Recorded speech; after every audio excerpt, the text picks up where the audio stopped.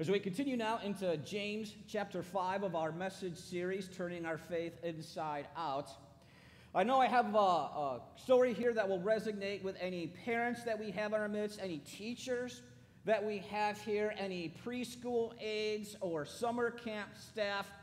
But it's about a young boy who needed help getting his cowboy boots on for recess. It was an unseasonably cold winter day in Texas. And so the teacher gladly came over and started to help him get the boots on. He was pulling with all his might. She was trying to push these things on him. And finally, after getting them both on, he said, "They're on the wrong feet." And so she quickly tried to wrestle and get these boots off and switch them to the proper side. And again, he's pulling and she's pushing and working up a little sweat and finally gets them both on. And then he goes, "These aren't my boots." And so the teacher again wrestles both of them off. And as soon as she gets them off, he says, "They're my brothers, but my mom made me bring them." And so at this point, she's not sure if she's ready to laugh or just cry, but again, she musters the grace to get both of these boots back on his feet, and she has him stand up and start to put his jacket on, and she goes, and "Where are your mittens?" And with this little innocent look, he looks back up and says, "I stuffed them in the toes of my boots."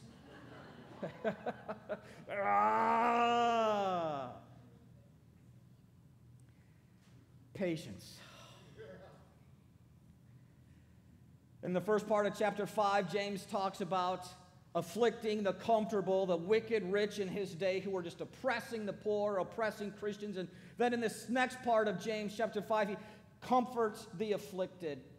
He's going to talk to us about those who are just going through some really hard, trying times in life, and this special call for the children of God to be patient.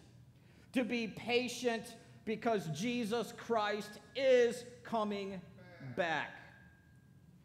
And so, 4 times in the verses that we're about to unpack here, 4 times James uses this word in Greek. It's our English word patience, but in the word behind it in Greek, it's actually a combination of 2 words. It's a combination of macro and thumos. Macro is long, and thumos is heat. And so behind our English word patience is this idea of this divine summons to really stick it out, to really bear up when we are in the crucible and the heat is being turned up. That's behind this word in the Bible, patience. And so the question that comes to my mind, and maybe you connect to, is, okay, for how long? Right? How long, oh Lord, do you want me to be patient, to have this long heat in my life? Let's start with his first verse here in verse 7. James says, "Be patient, therefore, brothers, until the coming of the Lord." Be patient until the coming of the Lord. Lord, how?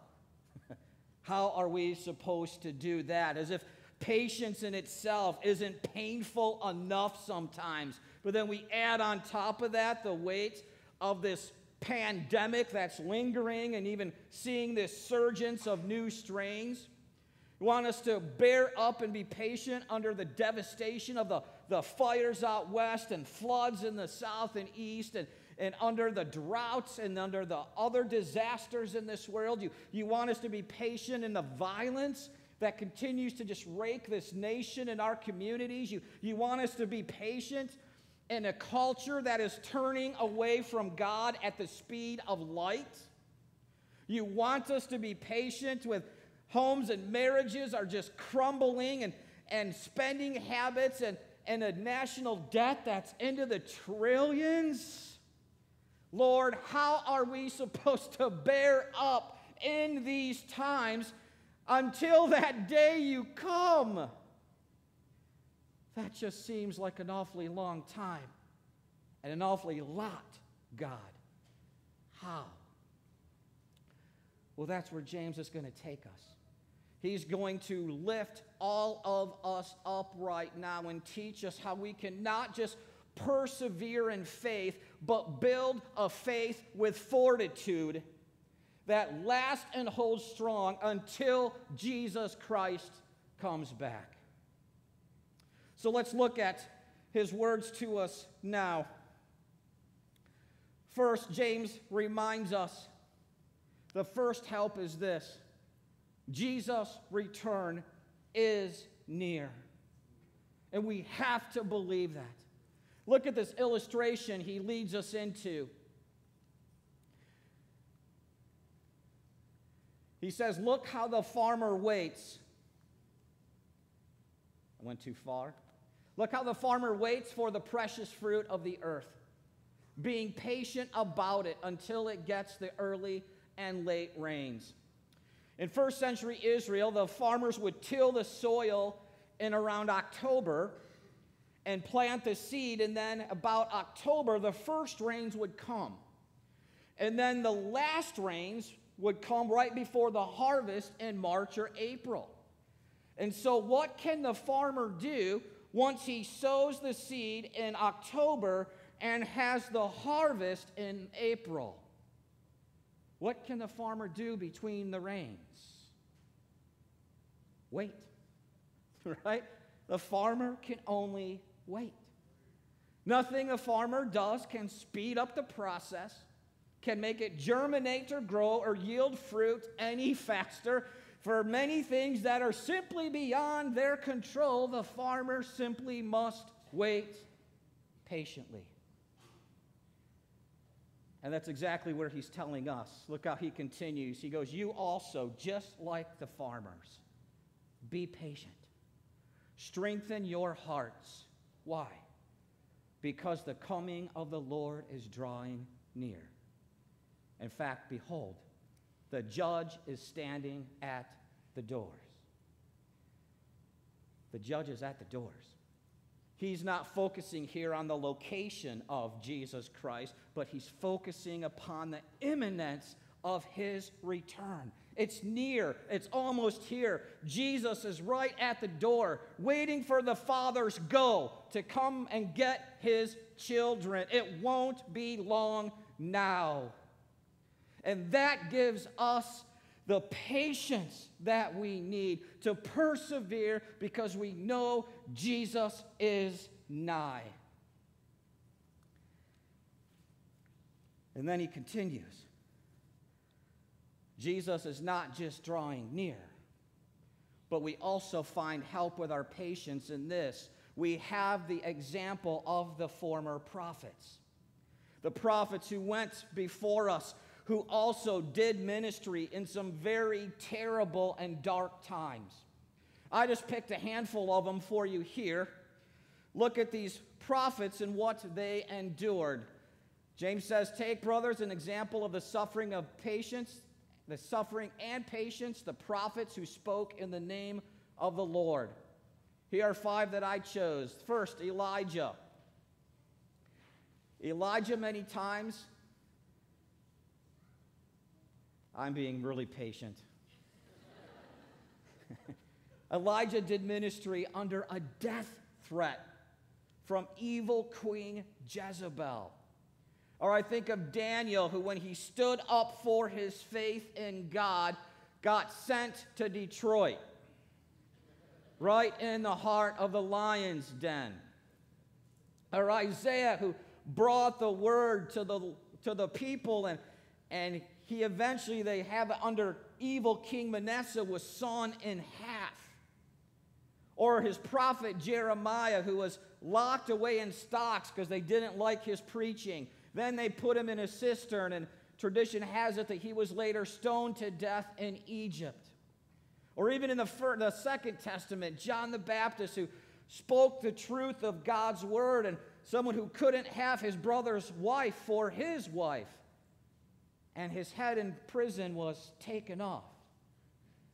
And so here we have just a handful of the prophets who went before us in the Christian faith, and the people didn't want to hear their message, and many of the kings and leaders were hostile to them, and yet they persevered. They patiently knew that God's plan and purpose would prevail, even when it got really long and hot.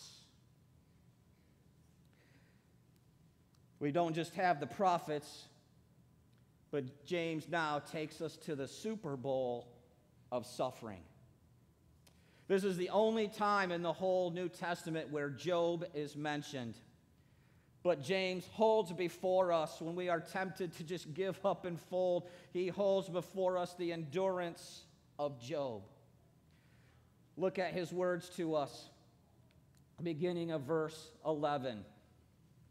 Behold, we count those blessed who endured. You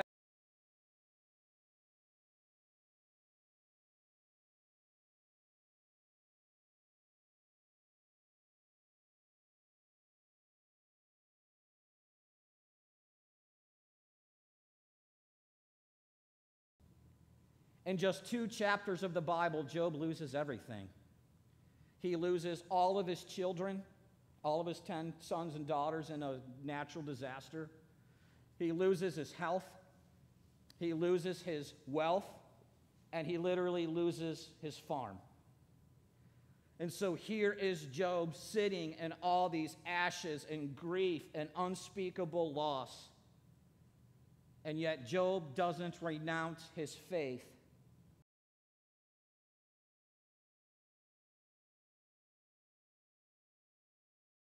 Next 36 chapters of Job, God is silent. Not one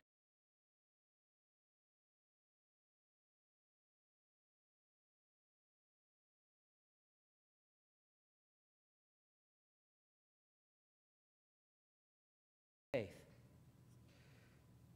In fact, it's a reminder to us that even in seasons of waiting, God's delays, his silence, are not his denial in our life. And it's actually neat, near the end of the book, in the midst of his adversity, Job would be drawn into the closest communion with his God. And God, through the end of the book, would lead Job to not only redeem all of his loss, but restore it in a way that only our God can restore. I love, as we talk about this patience and waiting and the suffering and loss of life, I love this quote by Richard Hendricks. He said in the Christian Reader, "Second only to suffering, waiting may be the greatest teacher and trainer in godliness and maturity." Second only to suffering, waiting may be the greatest teacher and trainer in godliness and maturity. And it was amidst the trials and misfortunes, the suffering and silence, that God would lead Job to not only a much more humble faith, but a much deeper understanding of who his God is.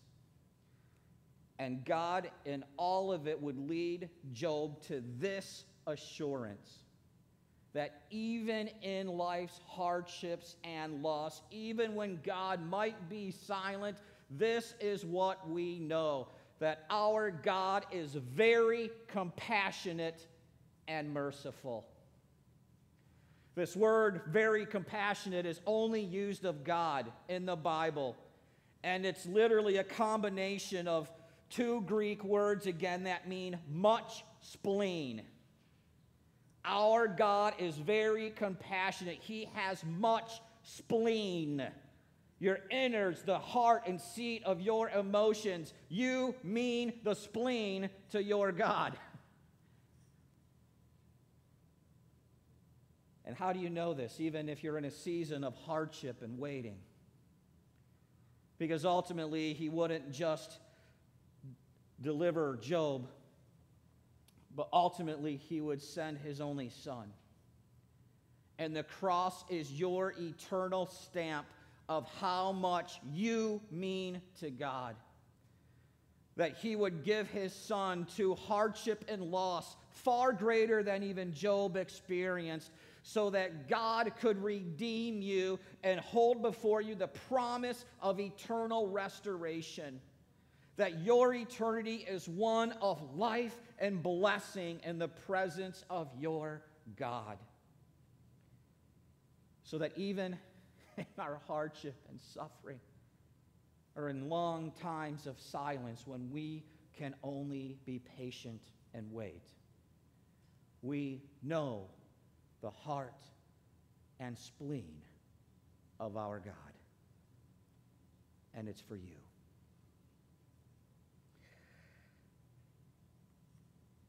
Maybe some of you woke up this morning and you're thinking, man, how do I just survive this day? Or how do I survive this week or month or year? And Lord, how? This is how. This is how the God who began this good work in you is going to bring it in completion in your life until the day he comes back. His return is near. He's at the door. We have the example of the prophets who went before us. We even have the endurance of Job. But most of all, we have the God who is deeply compassionate and filled with tender mercy for you. And so as we think about this, even when times might be really hard and tough and trying right now, this is our hope. And this is our reason for optimism, even in these great hardships and even in these very trying times. As we sit with these words of God, I have a couple questions to meditate on now, to take a minute or so and talk about with one another, or worship those you're worshiping with at home. But I thought these questions would really speak to us. First one is, where in your life right now do you need God's help to just patiently endure? And then second, having heard these words from James, how does this passage encourage you to keep waiting patiently now? Go ahead and share those thoughts with each other, and then we'll continue with our worship.